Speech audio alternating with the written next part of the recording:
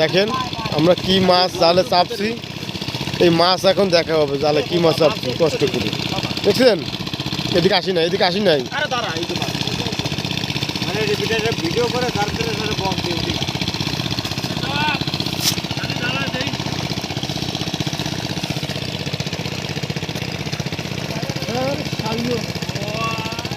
Viral কইরা দে আমারে, viral কইরা দে, লাইক কমেন্ট শেয়ার কইরা ভাইরাল কইরা দে।